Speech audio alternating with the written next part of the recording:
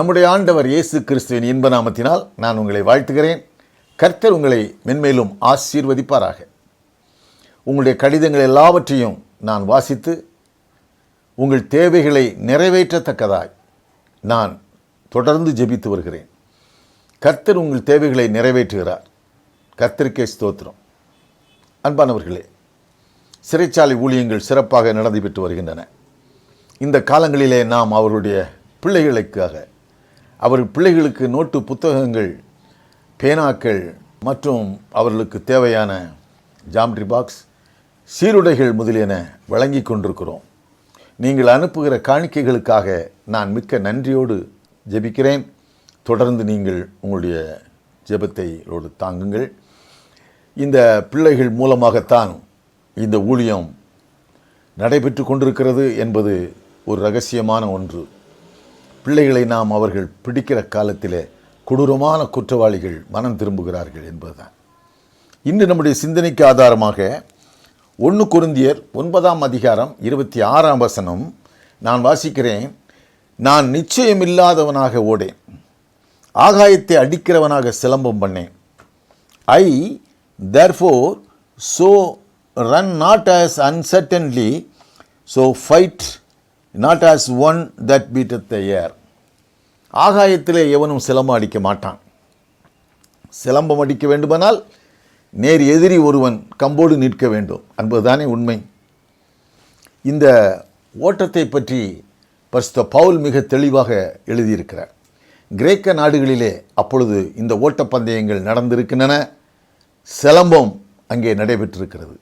ஆகவே தான் அவர் இந்த பகுதியிலே இதை சிறந்த ஒரு தலை சிறந்த விளையாட்டாக அதை எடுத்து எழுதுகிறார். மனிதனுடைய வாழ்க்கையை ஓட்டப்பந்தயத்துக்கு ஒப்புமைப்படுத்துகிறார். ஓடுகிறவன் சரியானபடி ஓட வேண்டும்.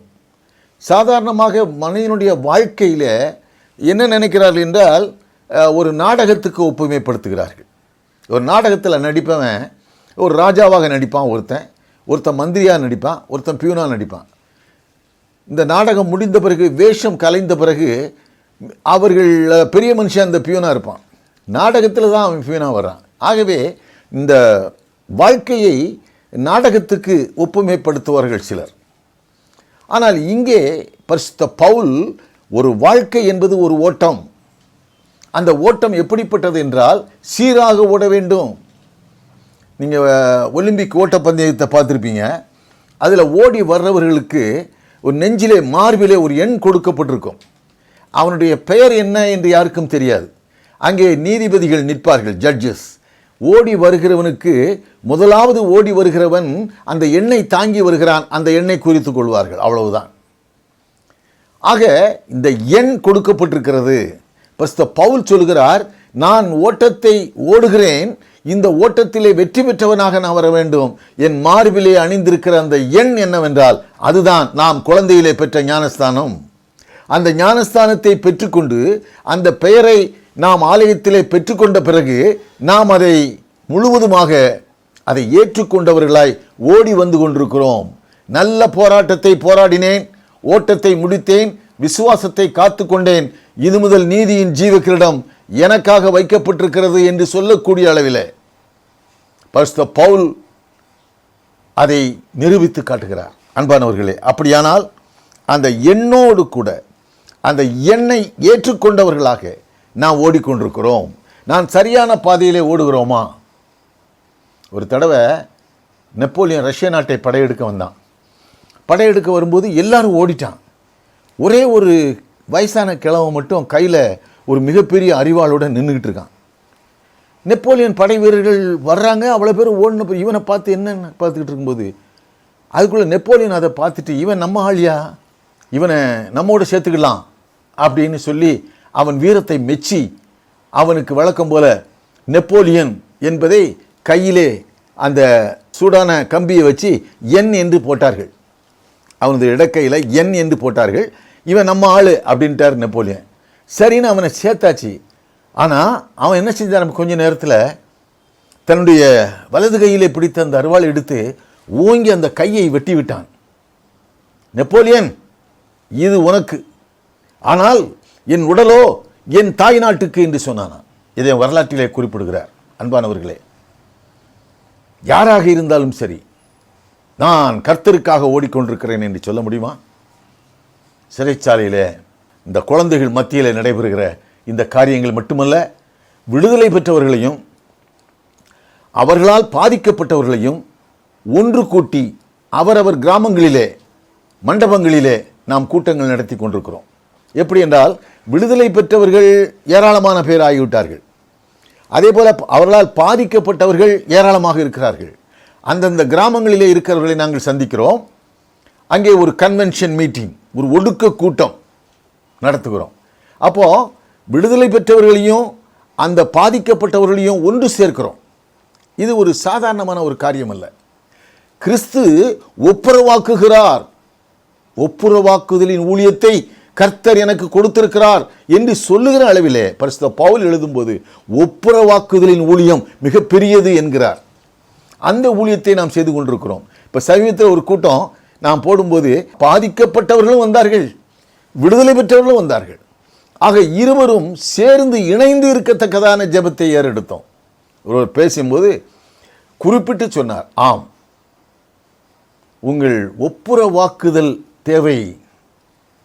குழந்தைகள் மத்தியில் நடைபெறுகிற ஊழியங்களின் மூலமாக வருகிற அந்த குடும்பம், அதை நாங்கள் இப்பொழுது சமீபத்தில் நடத்தும்போது மிக வெற்றிகரமாக நடந்தது.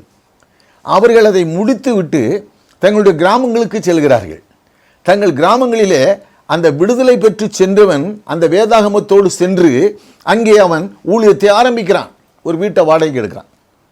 சாதாரணமாக ஒரு 15 ரூபா 20 ரூபா தான் அங்கே வாடகை கிராமத்தில். அது ஒரு 50 ரூபாயோ 100 ரூபாயோ அதை அந்த கிராமத்தில் ஒரு சின்ன ஒரு பெல் போட்டிருக்கான், மணி அடிக்கிறான். ஒரு ஆராதனை நடக்கிறது. மிகப்பெரிய கத்தீட்ரல்களிலே ஆராதனை நடத்தலாம். ஆனால் அவன் ஒரு சிறிய வீட்டிலே ஆராதனை நடத்தி கொண்டிருக்கிறான். அவனுடைய மனைவியோடும் அவனுடைய பிள்ளைகளோடும் சேர்ந்து பாட்டு பாடி ஜெபம் பண்ணி அவன் ஆராதனை நடத்தி கொண்டிருக்கிறான். அது கர்த்தருக்கு மிகவும் பிரியமான ஒரு காரியம் அல்லவா? அன்பானவர்களே, பாதிக்கப்பட்டவர்கள், அவர்களால் பாதிக்கப்பட்ட அந்த குடும்பத்தார்கள் அங்கே வந்து அமர்கிறார்கள். காணிக்கை கிடையாது, காணிக்கை போட முடியாது, ஏழை மக்கள். ஆனாலும் அந்த ஒரு ஆராதனையை நடத்த வேண்டும், செய்தி கொடுக்க வேண்டும். அதன் மூலமாக அங்கு ஒரு பெரிய மனமாற்றம் ஏற்பட்டு கொண்டிருக்கிறது என்பதை நான் இங்கே உங்களுக்கு சொல்லுவேன். கர்த்தர் ஆபிரகாமை அழைத்த போது ஊர் என்ற கல்தேயர் பட்டணத்திலிருந்து அவன் போகும் இடம் இன்னதென்று அவனுக்கு தெரியவில்லை. வேதத்தில் பாருங்கள், எபிரேயர் 11:8 அவன் போகிற இடம் என்னன்னு தெரியல, ஆனால் ஆண்டவர் அழைக்கிறார். இடம் தெரியாமலே அவன் போனான் என்று சொல்லப்பட்டிருக்கிறது. ஒரு எதிர்பார்ப்பு என்றவென்றால் அதுதான் கர்த்தர் நமக்கு கொடுத்த முழுமையான விசுவாசம். நிச்சயம் இல்லாதபடி நாம் ஓடவில்லை, ஒரு குறிக்கோளோடு ஒரு லட்சியத்தோடு ஓடிக்கொண்டிருக்கிறோம். சாத்ராக், மேஷாக், ஆபேத்நேகோ என்பவர்களை பாருங்கள். அக்கினி சூளையிலே போடப்பட்ட பிறகும் அவர்கள் ஓடிக்கொண்டிருந்தார்கள். ஆம் அன்பானவர்களே, நான் ஆராதிக்கிற தேவன் வல்லமை உள்ளவர் சொல்ல முடியுமா? நாம் சில சமயங்களிலே வேதனை அடைகிறோம். சில காரியங்கள், எனக்கு கடிதங்கள் வருகிறது, ஐயா என் பிள்ளைக்கு 30 வயசு ஆயிட்டியா, இன்னுமா நல்ல மாப்பிள்ளை கிடைக்கலையா, நல்ல மாப்பிள்ளை வேணுமே, ஜோம் பண்ணுங்கய்யா. இப்போ நான் ஜோம் பண்ணுவேன். நம்ம ஆண்டவர் தான் எதை கேட்டாலும் தருவேன்னு சொல்லியிருக்காருல்ல. அப்படி ஜோம் பண்ணும்போது அங்கே ஏதோ ஒரு இடத்துலேருந்து ஒரு நல்ல மாப்பிள்ளை அவங்க வீட்டுக்கு வர, 2 பேர் இங்கே வராங்க என் வீட்டுக்கு. ஐயா ஒரு நல்ல மாப்பிள்ளை வந்திருக்காரு. அப்படியா, சரி ஜோம் பண்ணி அனுப்புவோம். வேற என்ன செய்யணும்? நான் நிச்சயம் இல்லாதவனாக ஓடேன், ஆகாயத்தை அடிக்கிறவனாக நாங்கள் சிலம்பம் பண்ணவில்லை. அப்படியானால் கர்த்தர் உங்களை அழைத்திருக்கிறார். கர்த்தர் உங்களை அழைத்திருக்கிறார். அவர் உண்மையுள்ளவர். அவர் உங்களை போஷிக்கிறார். அவர் உங்களை உடுத்துவிக்கிறார். கலங்காதீர்கள். ஏன் கலங்குகிறீர்கள்? கர்த்தர் பெரியவர். சாத்தான் கொண்டு வருகிற எந்த தடையும் உங்களை ஒன்றும் செய்யாது. உன்னத பாட்டு 4ஆம் அதிகாரம் 12ஆம் வசனத்தில் சொல்லப்பட்டிருக்கிறதை பார்க்கிறேன்.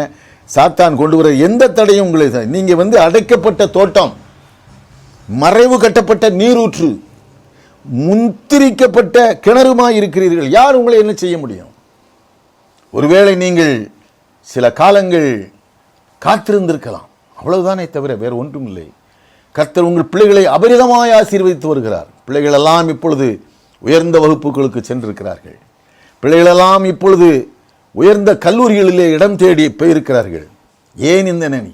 நம்மை ஒருபோதும் ஆண்டவர் குறைவு பட விட மாட்டார் என்பது உண்மை. நாம் இப்போது தப்பிப்போன மார்க்கத்திலிருந்து ஒரு பாவியை திருப்புகிறவன் அந்த ஆத்துமாவை மரணத்திலிருந்து ரட்சித்து திரளான பாவங்களை மூடுவான் என்று அறிய கடவன் என்று சொல்லப்பட்ட அந்த வசனத்தின்படியே கர்த்தர் நம்மை நிறைவாக்கி ஆசீர்வதித்திருக்கிறார் என்பதுதான் உண்மை. அன்பானவர்களே, இந்த ஊழியத்தின் மூலமாக கர்த்தர் கொடுக்கிற மிகப்பெரிய ஆசீர்வாதம் அது உங்களுக்கும் உங்கள் பிள்ளைகளுக்கும் உங்கள் சந்ததிக்கும் சேர்வதாக என்று நான் இந்த ஊழியக்காரனாக நான் உங்களுக்காக ஜெபித்து வருகிறேன். கர்த்தர் உங்களை அபரிதமாய் ஆசீர்வதிப்பாராக. ஜெபிப்போமா? கிருபை நிறைந்த எங்கள் நல்ல ஆண்டவரே, அருமையான இந்த நேரத்தில் சுவாமி, நாங்கள் நிச்சயமில்லாதவர்களாக ஓடக்கூடாது. ஒரு குறிக்கோளோடு நாங்கள் சென்று கொண்டிருக்கோம். எங்கள் வாழ்க்கையின் குறிக்கோளை நீர் எங்களுக்கு தந்திருக்கிறீர் சுவாமி.